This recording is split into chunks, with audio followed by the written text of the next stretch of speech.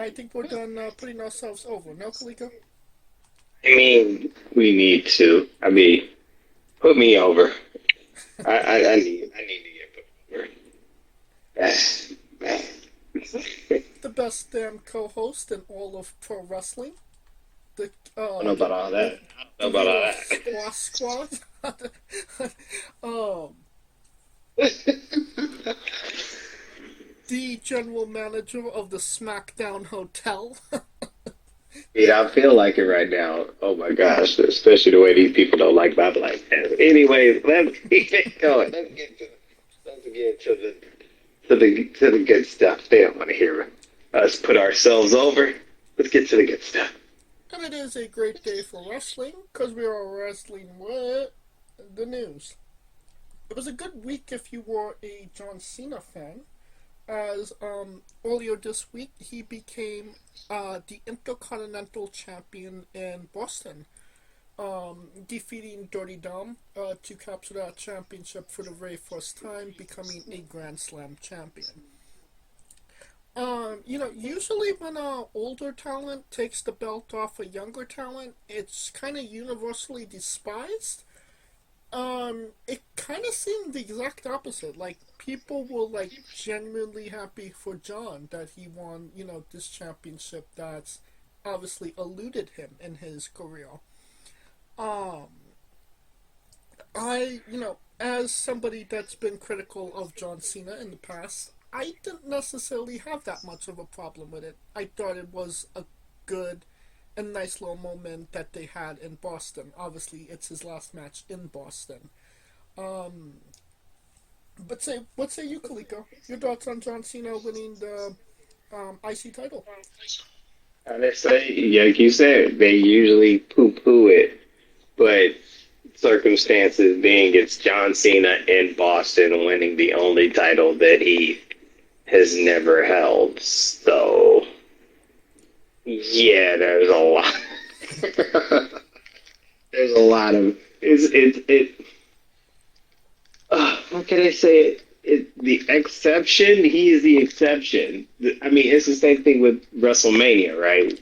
People were more happy about him winning, and he was the heel because it was John Cena in his last WrestleMania match trying to break the record for Ric Flair. So it was like too many variables for it to, for people to be like, yeah, I don't want this to happen. And that's where, So, I mean, it happened. I'm happy for him. I mean, I saw it. My kid saw it. He's like, yeah, he won the IC title. He's the Grand Slam champion. And he's the oldest Grand Slam champion. That's the weird. That, they're trying to give him every record hanging out the nose. Oldest Grand Slam champion. Let's see. Oldest Grand Slam champion, most pay per view wins, uh, the title record. Like, what the hell else? Like, most make a wishes. I mean, you know, most talent he squashed. Maybe Right. just saying, just give it to him already. But I mean, yeah, you knew it was going to happen, and it also makes sense because it would make more sense for the payback if they execute the payback. How I think they're going to execute the payback. I mean, would make sense.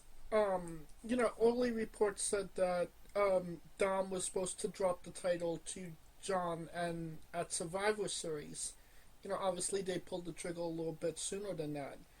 Um, there's still, a big question mark of what John Cena is doing for, Survivor Series. Considering, War Games isn't necessarily completed at this point. Um, and, Dom does kind of seem like he's wrapped up with, a rivalry with his dad. Which, I mean, it would make perfect sense to have, Ray and Dom Mysterio wrestle in San Diego. So, I mean, there's a lot of speculation about that. But somebody did mention online that John Cena was going to win the Intercontinental Championship Sheamus was going to win the tournament to wrestle John Cena, and then in John Cena's final match, Sheamus would beat John Cena for the Intercontinental Champion, becoming a Grand Slam champion himself.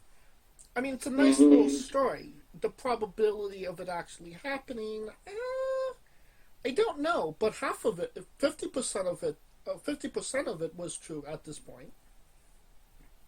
I, the only issue with it is that he gains nothing from that. And when I say he, it's Sheamus who gains nothing from that. I mean, he gets to retire John Cena and win the Intercontinental Championship. What more does he need? Because my thought process is John Cena loses it to Ray. Oh no, not Ray, but John Cena loses it to Dom. Dom goes against Ray at Survivor Series. That to me makes more sense What about than triple it. threat? John Ray and Dom at Survivor Series. Dom gets the pin on Ray. Doesn't necessarily hurt John. Mm, it's sticky. Yeah, it's sticky. Mainly because it's like, Mm-hmm. mainly because I see the fact that it seems like it. Why would you put John in that? The only way you would put John in that is if Ray or Dom are winning the tournament. But neither of them are in the tournament. That's my point. So yeah, it wouldn't make sense. So you see John Cena dropping the title well before his last match. Oh yeah, because he would have to. I mean, either he's dropping that title before the final match, or he's dropping that title to Dom at his final match. There's no runaround with that. Gotcha. Well, I mean, speaking of his final match, we've been going around and around and around when it comes to, um, John Cena's final match and whether or not Edge would be a part of it. Um, from what we're hearing, if you believe rumor and innuendo, Edge has signed with WWE and he is going to be factored in somewhere in thereof when it comes to John Cena's final match. Um, I, I don't know how that really plays out unless he comes back at the Garden to who's wrestling in that match. It's Solo. Unless he comes back as the mystery opponent for Solo at the Garden, I don't know how you do it unless he just makes an impromptu return after the match or before the match or Mm-hmm. something like that. Well, from what I heard, he's there. From the sources I've garnered, he's there, and it's really in play. So the thing that we didn't think was going to be in play is damn well in play. But 2025 has been a crazy bingo card, so I can't even at this point. I can't say shit. I mean, considering we saw Zack Ryder on SmackDown last night, I could definitely agree with that. That was definitely not on my bingo card. That was definitely not on anyone's bingo card, and you know it. Woo woo woo. Um, Damn it. it does seem like WWE is trying to change things up shake things up. Later that night on Raw, the Kabuki Warriors, Kabuki is baby. They won the It's tag a team. pokey baby. They won the tag team championships from Charlotte and Alexa. The week prior to that, Chelsea Green won the United States Championship. And if I'm being completely honest, it rightfully belongs to her. Um, so, I mean, WWE is trying to shake things up because it does seem like things are a bit still right now. No? I mean, yeah, but it's also like it's one of those things where it's like TKO is just shaking it up for shaking up's sake. Or at least that's what it seems like to me. But then, I mean, TKO is not used to this slow story build shit. They're like, no, we need to keep the foot on the gas. And you got to give them credit. I mean, the foot to gas. You got to give them props where that goes, as far as that's concerned. I I just look at it like, man, they are just pushing it, trying to push it, push it, push it, push it, push it. Especially considering that the places where they don't have PLEs, they're trying to like just hype the hell out of them. So I mean, they're just keeping everything shaking and keeping people on their toes, and that's a good thing. I wouldn't mind it. I think nobody minds that at all. And he brings curiosity into the WrestleMania season. I mean, speaking of, WrestleMania,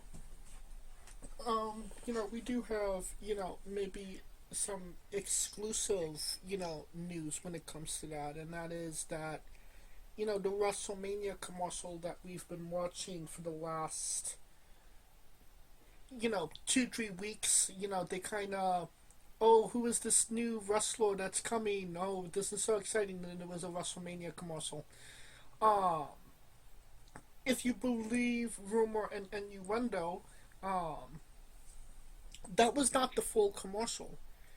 There is actually more to that commercial.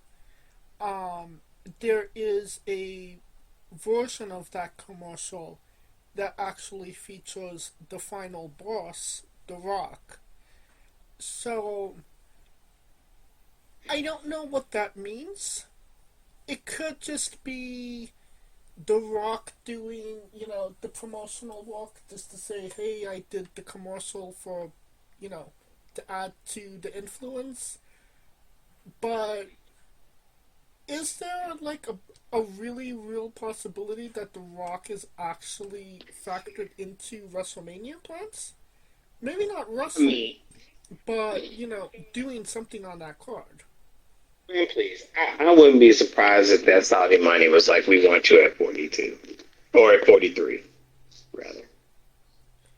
But that's still more than a year away. So, I mean, they could. But Hmm. keep in mind, they set up Rock Cena a year. Twice in a row, they set it up a year in advance. So it's not out of the realm. And he missed again? Damn. But anyways, yeah, it's not out the realm. I don't put it past them, to be quite honest. So maybe not Russell, but definitely he's doing something on that card. Doing something to build it up to next year, because keep in mind, what was the one match everybody wanted? Roman and Rock. Yeah, so I mean, it's kind of a given. Low-key, I disagree. I think at this point the bigger match would be Cody versus Rock. Cody got. I mean, The Rock has been terrorizing Cody's life for the last, 3 years at this point. He wanted his soul. He fucked over his title reign in the end. Um,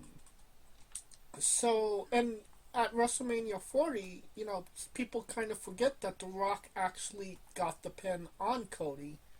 So, I mean, he has, a viable reason to say, I pinned you, you're the champion, give me a title match. I mean, technically, he could just say, I'm taking a title match, bitch, because I'm the final boss. But, I mean, there's some continuity to it. And Yeah, I he's mean, literally could just do that. Just pull the bitch card and just be like, yeah, nah, we be doing it this way. Rock and Cody would accept it because, he wants to get his comeuppance on The Rock. So, I mean, the story is more there with Cody than it is with Roman at this point. I mean, the only thing. It is. It is. I also could see where 43 they really don't give a damn because this is the Saudi bought WrestleMania that people. This is the Saudi people we're talking about.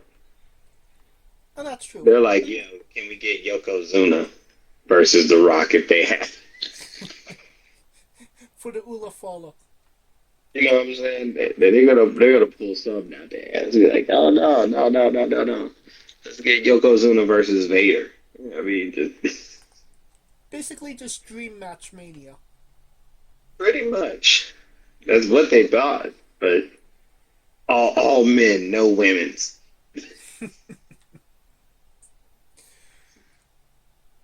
I, you know, Unfortunately, I don't think that you're too wrong about that. But, the possibility of Edge coming back, or maybe just a matter of time. We got Chris Jericho coming back. That is a matter of time because he did resign. Um, or he just signed in general. um, we did get, and it was just reported that Joe Hendry is now WWE approved, contracted. And his first match is obviously the intergender tag team match at Gold Rush. So they're already, like you said, he was just waiting to get called up. Oh So yeah, he was poached out. I mean, he was poached a long time ago. The reason they had him under so long because they wanted him to get in shape, get kind of get rid of the love handles. right, muffin top. Oh, yep, get rid of the muffin top, and then just wait for that contract to come out so they could just poach him officially. I mean, since the Rumble, it was a matter of time. Personally, since 2024, it was a. I mean, I don't remember what garden show it was, but like he was. People literally had Joe Hendry faces all in the WWE, arenas, and like at the Madison Square Garden on the big screens, like Joe Henry's face would just appear. Like it became like a cult classic, right? He made them have to acknowledge him, and I mean here we are. Oh yeah, he made it happen. So I mean, you can't knock him for that. He made that shit happen. People are saying that he's the mystery opponent at the Garden against Solo. He could be. I just it'd be why he would need. I mean, considering it's the Garden and it's Raw. I mean, what would be the? You know what I'm saying? The motive.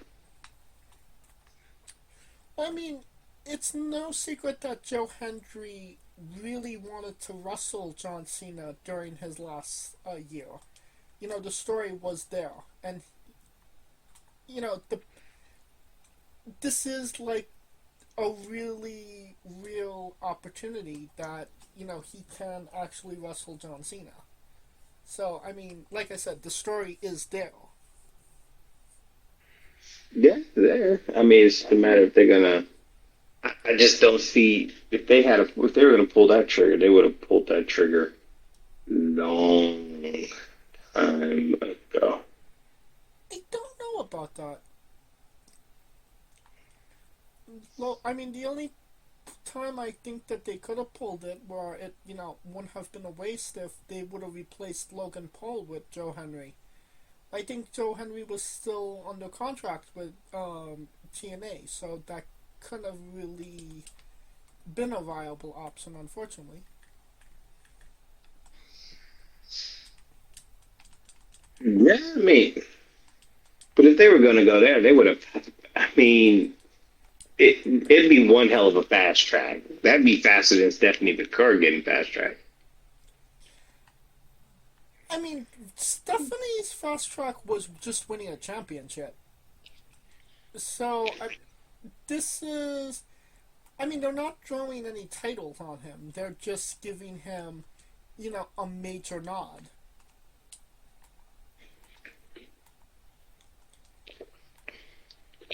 But against Solo, I was going to say Cena. mm,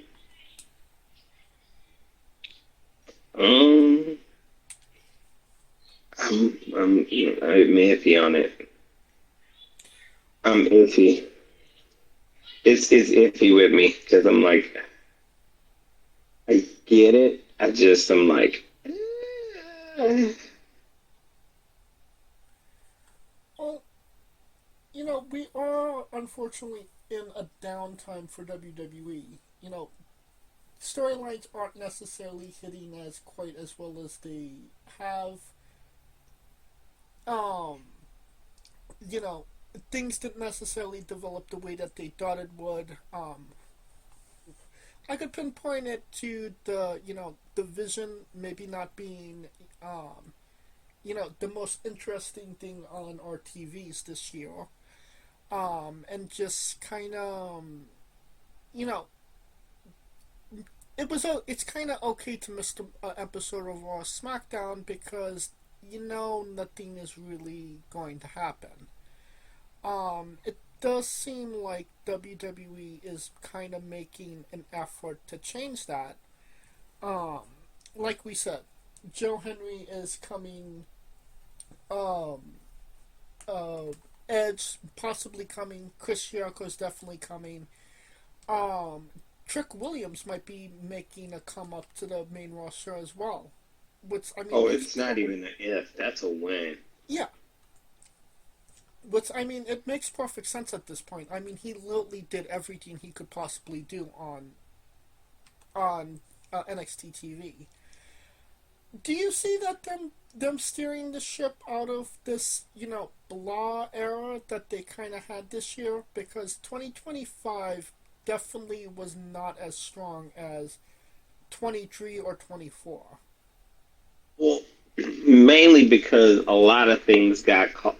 Well, honestly, I think this is the first year where it was a under TK. I mean, well, TKO bought it, but this is the first time where it was kind of heavily TKO influenced, Right. and you can tell. And because the whole unscripted reality show, and then The Rock coming in, and then The Rock coming out, and then turning Cena heel, and then The Rock not being able to fit it was just too much variability, and they're trying to promote TKO. TKO is trying to promote WWE like UFC, and it's nothing like the UFC. Right. And that's the biggest issue with it because you can tell like TKO is kind of out of touch with who the primary audience is for pro wrestling. One could say that they never really was in touch to begin with because it's kind of out of their depth. That is true. Well, I mean, this 2025 was dubbed the era the beginning of the Ruthless Depression era. People pinpoint the Raw on Netflix on January 6th being the beginning of the Ruthless Depression era, where WWE was now on three different channels, sucking, more revenue from people in a time where, things are really expensive. Another thing, obviously was the paid previews going to ESPN. Um, what else? Which was to fill the void. That was to fill the void left by um who was it? UFC, because UFC left to Paramount. And um, um, what's it called? Storyline wise, maybe wasn't as rich of storylines as we had, the prior 2 years.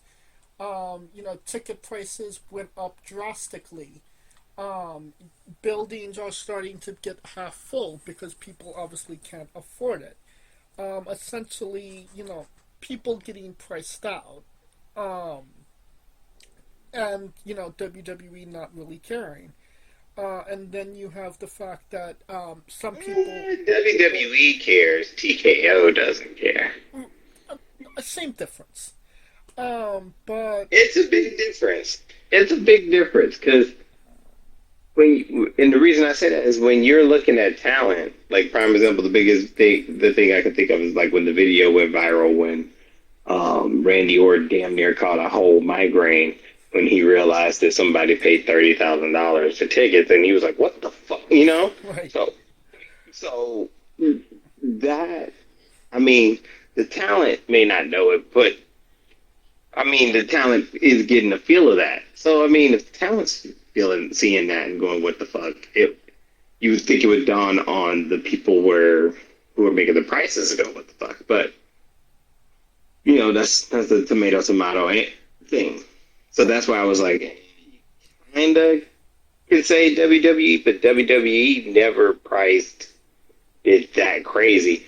WWE also never reneged on a goddamn Mania once it was announced.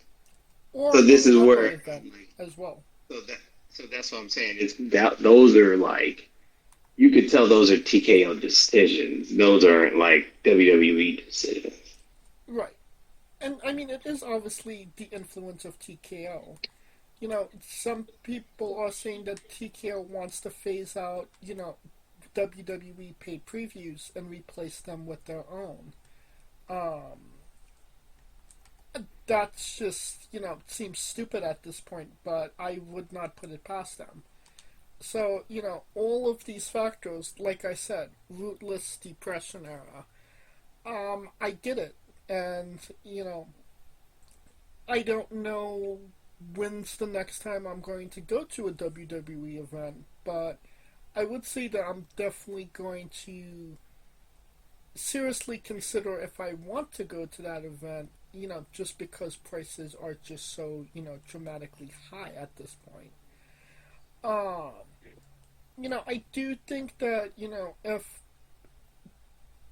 when it comes to, storyline wise, the future, you can see some signs of things maybe getting better.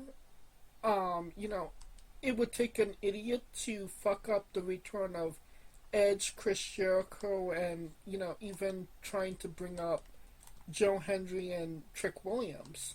So, I mean, there is potential, to get people interested again. But I'm not sure if it's going to be enough to fill that void that they're making when it comes to, all of this. You know what I mean? I mean, I get your point. I just look at it like demand is still there because they're the only show in town when as far as like Raw is concerned. And clearly it can see the model that they're going with. They're basically going, we're going to do less shows to increase demand for the people that come, so that way when they come, they're just going to go all out. I mean, that And hasn't like. so far, Mhm. that model seems to be okay. Now the question is how long can that market sustain itself? I mean, it hasn't necessarily worked that well. Obviously, Madison Square Garden and Cena's final match is going to sell out for obvious reasons. But those smaller shows in smaller I don't want to say smaller states, but um, those haven't been selling out. Like the camera side, the hard cam, there is a clear like AEW level, they're not filling those arena type pictures out there. Yeah, I don't think they're filling it up for the week to week shows, but for the PLEs, it's a difference. So it's like a compare and contrast. It's a super big contrast. I mean, I can make the argument that the same thing is for AEW because AEW's paid previews do generally much better than your random Dynamites or Rampage. Well, not Rampage. What is the second one called? Um, Collision. Collision. Yeah. So I mean, the paid previews do generally do better than the a random Dynamite or Collision. Um, I don't know how well Survivor Series is doing when it comes to ticket sales. That might be worth looking up. Um,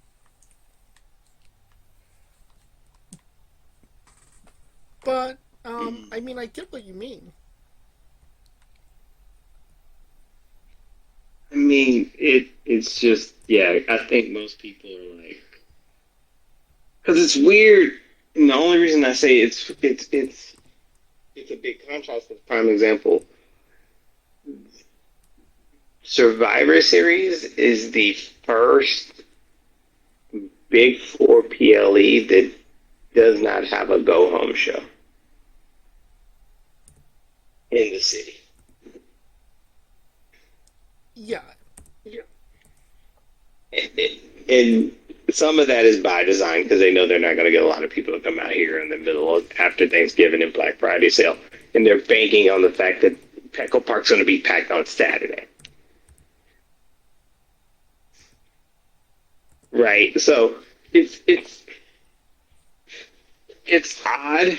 It's very odd. I mean, I understand the people getting priced out, and I understand the rock and a hard place that a fan is at, right? hmm And I also see the people who are like, this is the one time I'm going to go, and I'm just going to have to make it count. Unless you're a green shirt guy and you can make it count every week. yeah. Fuck that guy. Oh, God. Can't be that bad.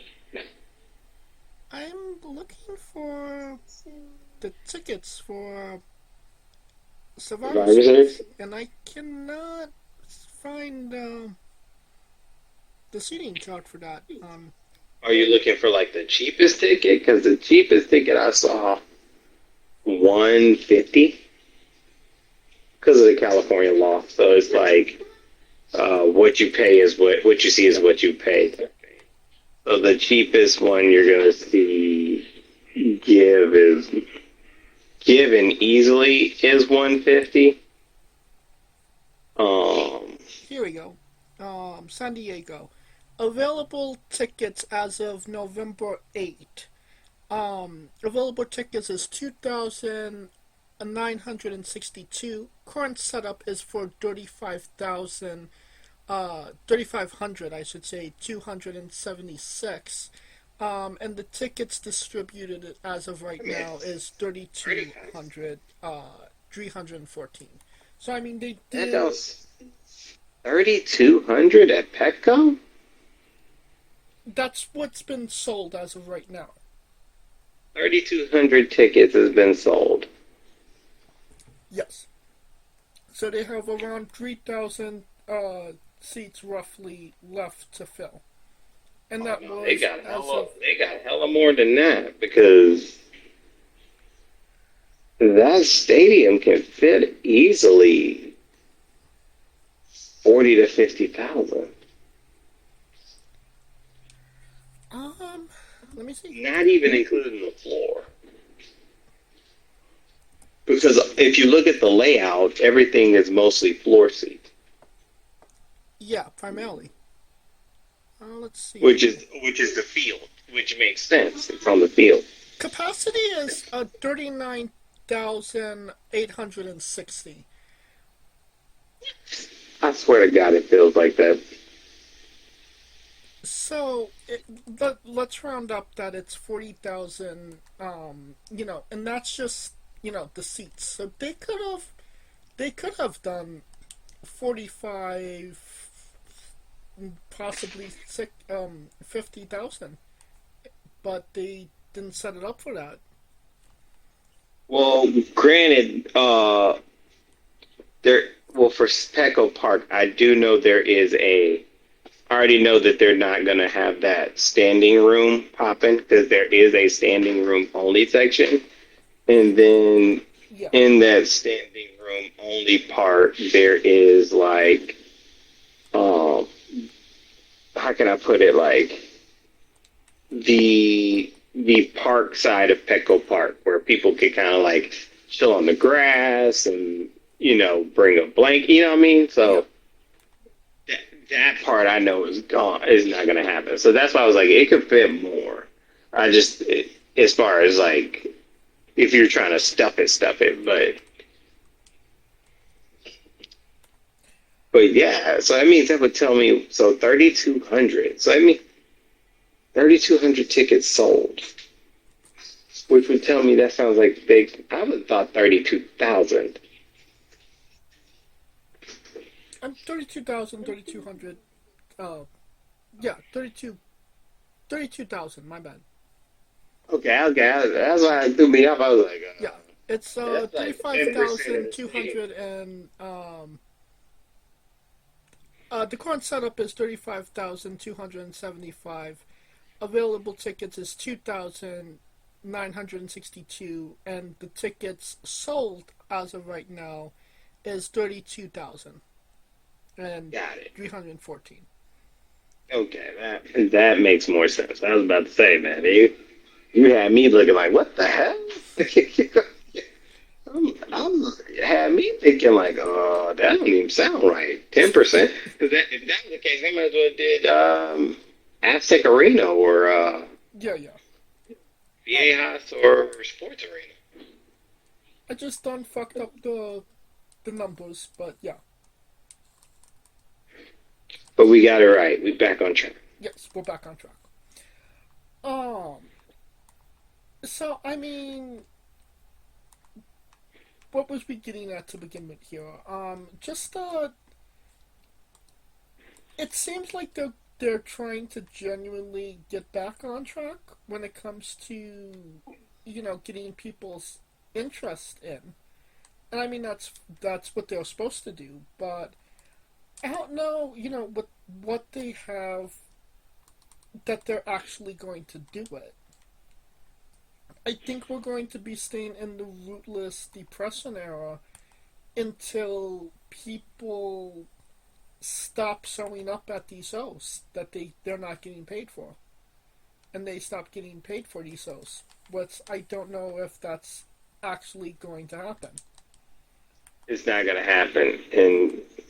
And well, the one thing I thought about was that when TKO got bought, well, merged with WWE, WWE is basically making up for the hole that the UFC left, because UFC has been in a decline. Right. So I mean, and when I say a decline, a fucking decline. Uh, and they're basically carrying that weight. I mean, you go to UFC events compared to WWE tickets. What would be the difference? They're roughly, well, now they're on par. They're fucking on par because the cheapest, the last time I went to UFC, it was, I had, what was it, I want to say it was either Anaheim or LA. But those three tickets was like five. I'm trying to think. When the last time UFC I went to? Now you got me thinking. Which I think it was either John Jones. It was John Jones. It was the John Jones fight. And I'll give them the caveat for this because the John Jones fight was supposed to be in Vegas, and they ended up moving it out of Vegas because he couldn't get cleared in Vegas, so they moved it to the Forum in LA as like some last minute shit. And the tickets were already bought, so they refunded us, and then they gave them at a cheaper ticket. And even then, those were like, we got 4 tickets. That was like on a good end, 6 to 8. And when you're looking at, and that was like pre-COVID, so even after that, you can only imagine those tickets going up. Like Anaheim, I can see like the UFC in Anaheim, like those are like 500 for nosebleeds. Uh, so with the WWE, it's starting to creep to that. But the one good thing I noticed with WWE, those prices. The WWE fan or the pro wrestling fan, some of them are smart enough just to wait, and then you got some that are FOMO. So the casual people who are like, oh, wow, WWE's coming here, and my kid likes it, and I want to buy the ticket, those are the people who are probably more likely to be committed to buy the ticket. Vice the smart wrestling fans, and even like the wrestling influencers, like what's his name? Brock Lesnar guy and all these other cats, some of them wait till like literally the last minute. Right. They show up day of the show, go to the ticket booth and be like, yo, give me a ticket. Right. So it's just a matter of how savvy you are. Like, what was it? Money in the Bank. I paid, what, $600 for the floor seat week of? Well, just googling really quick. The shows for UFC 322, Della something versus Marquez. Oh, that's tomorrow, UFC 323, which I think is at the Garden. I'm not sure. Yeah, Madison Square Garden. The Yeah, cheapest. so that's in that part, and that's the funny thing too, because it's a combo. Oh, They run those.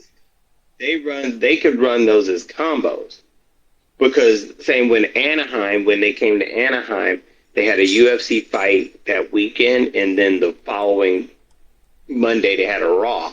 right. And instead of doing 2 separate shows, you got a combo ticket to both shows. Well, tickets for right now, the cheapest is $757, and then it spikes to $966. So, Yeah, because it's New York City, and it's New York City. Valentina Shevchenko, I think, is on that co-main. yeah. So most people are looking for that aspect of it, but it's going to sell because it's New York City. It's the Garden. How many people? You know what I mean? So, and that's the same with WWE Raw. It's going to be Raw. It's the Garden. Right. You know. But I think they're doing. I wouldn't be surprised if they did combos for those.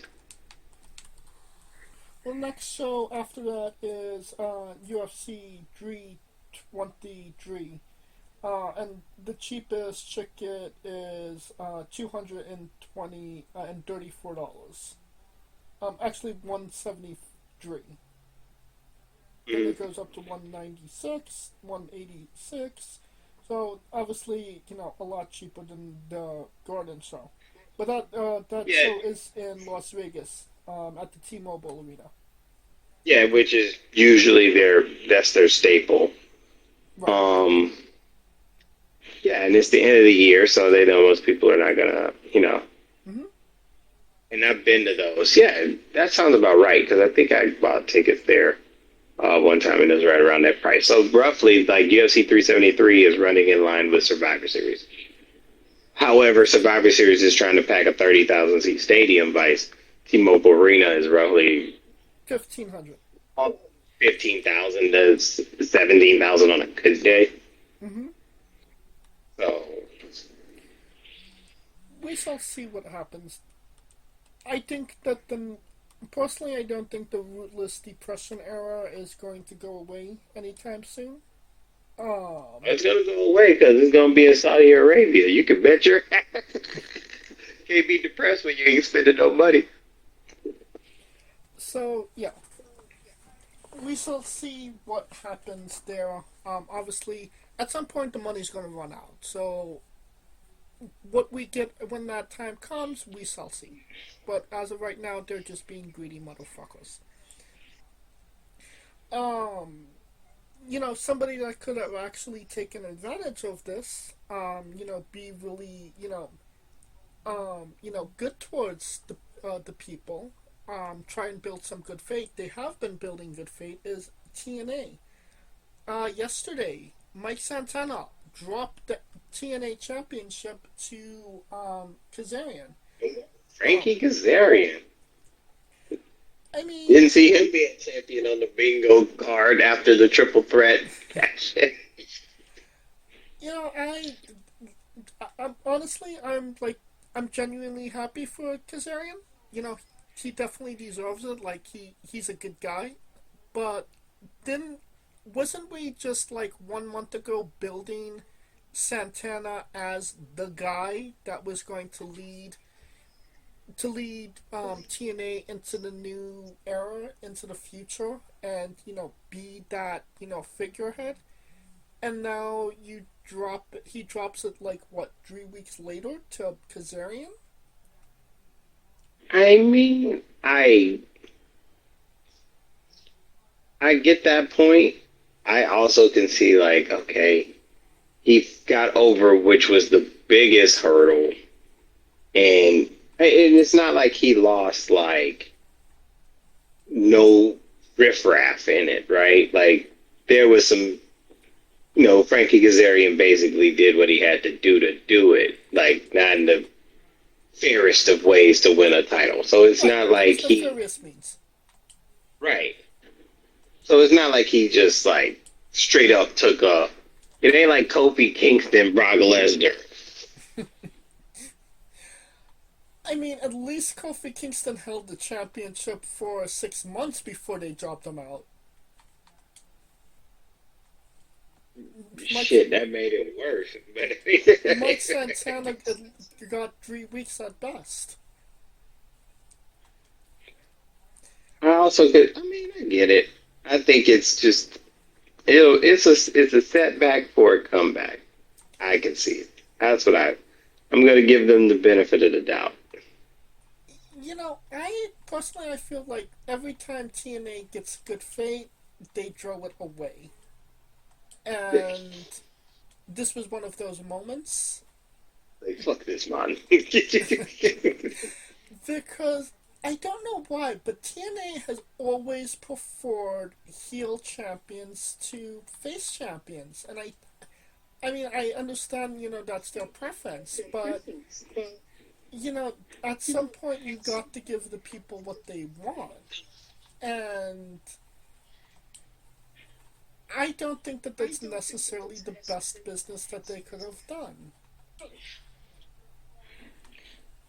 I mean, I see it. I understand that aspect. I just think Santana maybe they're just testing how bad the people want him to be the champion again. I don't know. I could tell you it shakes it up. He won it at the biggest show at WrestleMania, at their WrestleMania, and that was his biggest moment. But that's always been their motto. Because keep in mind, Josh Alexander with Moose and Right. uh, Bobby Roode, and Yeah, it's been Storm. And then uh, Joe Joe Hendry. Henry and Nick Nemeth. So Yep. it's just one of those things where it's like it because I guess their formula is that they want people where people could pay, like they actually want to come and see the champion or the heel champion get knocked by the person who got screwed over. Either that or they need to change that goddamn. They need to change that goddamn formula. Maybe I'll text Carlos's homegirl. I'll text his chick and be like, "Yo, what the fuck with this?" I mean, yeah. I mean, I get it. Um, it's it's not like, oh, the what's it called? Not production. Um, The Office is like, oh, this is a new thing with The Office. Like, this has always been a TNA problem. This has always been the TNA formula for some reason. You would have thought with different people at the helm it would have changed, but, I digress. True. Hey, but what else can we do, bro? It is what it is. Well, staying away, um, is a one Tegan Nox. Um, Something, I don't even fucking know what her name in Nixon knew. Nixon Newell or Atwell or Adele Nixon or knew it. whatever it is.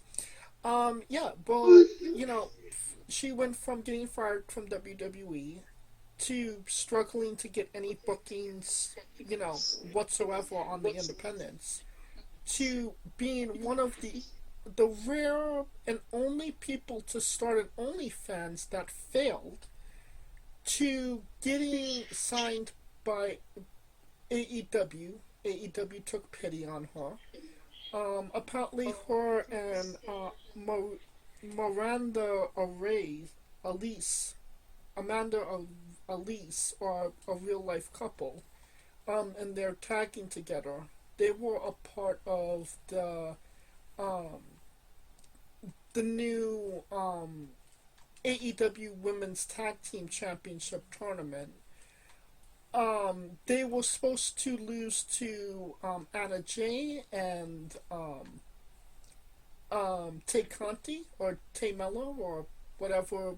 Hey, Mello, TJ. One of them goddamn. Yeah, whatever you want to call them this time of the week. They were supposed to lose to them in the tournament.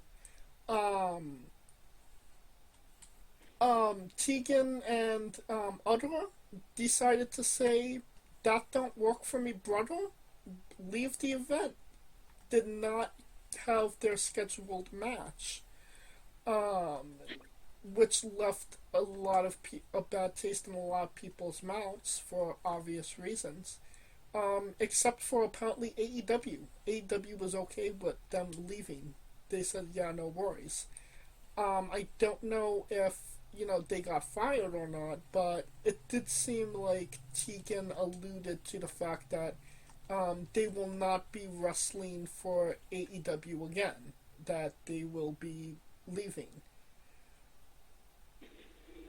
This Oh, school is, Lord.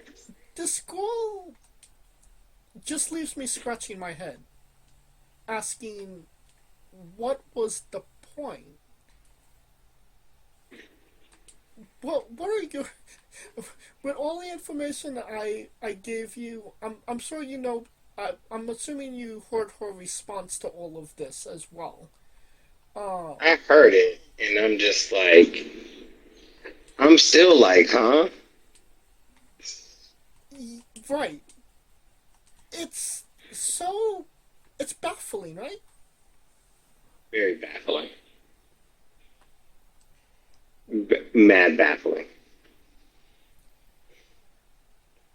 You know, But then again, I, I, if they like it, I love it.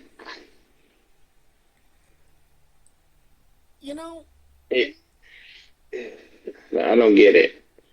Because it's not like she got leverage. And that's the one thing I hate. I hate that the fact that she was hurt all this time, so her body betrayed her. So she never really was able to get that leverage. But it, she's coming out like she's got leverage. I mean, look at Becky Lynch right now. I mean, Becky Lynch, everybody she touches right now has turned to gold.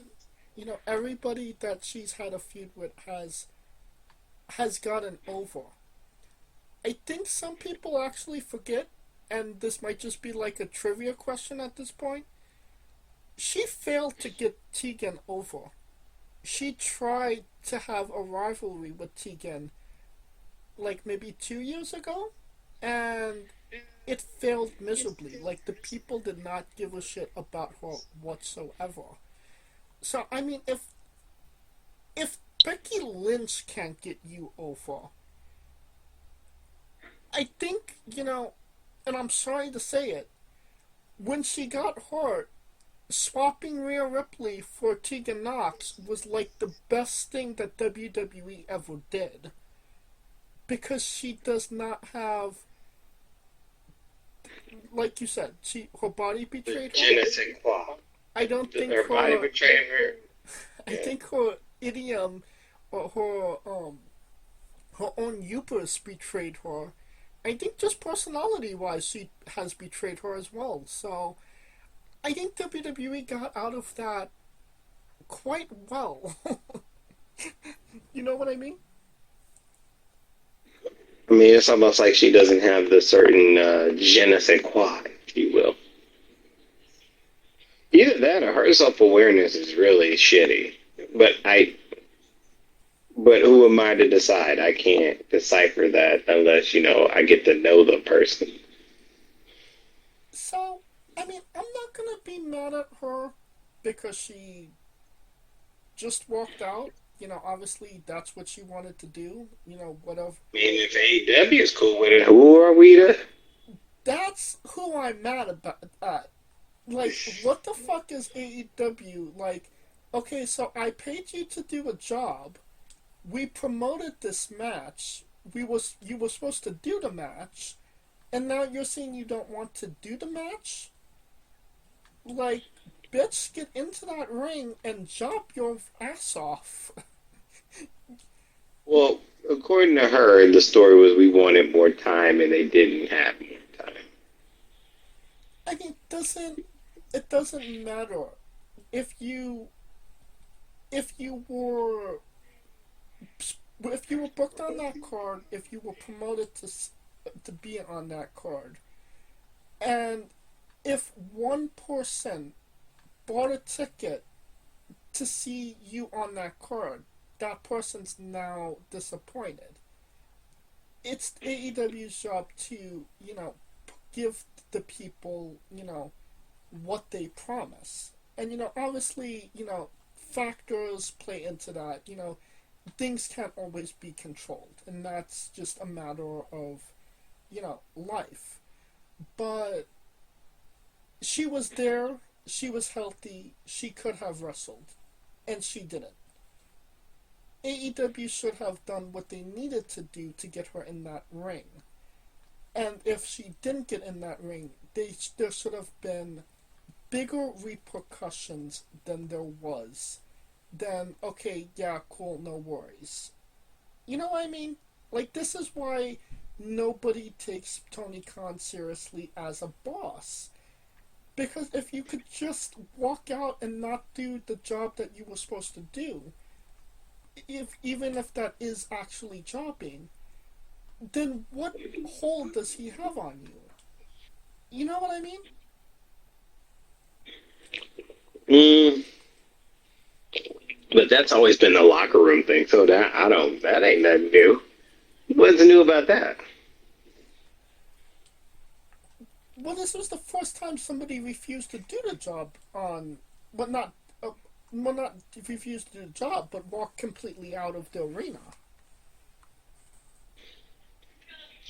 I mean, yeah, that could be the case, but I mean, I it's at this point. I mean, but that's always been the culture. It's a wild, wild west culture. It's a how can I say it? It's a that company is a wrestler's company, not a corporate company.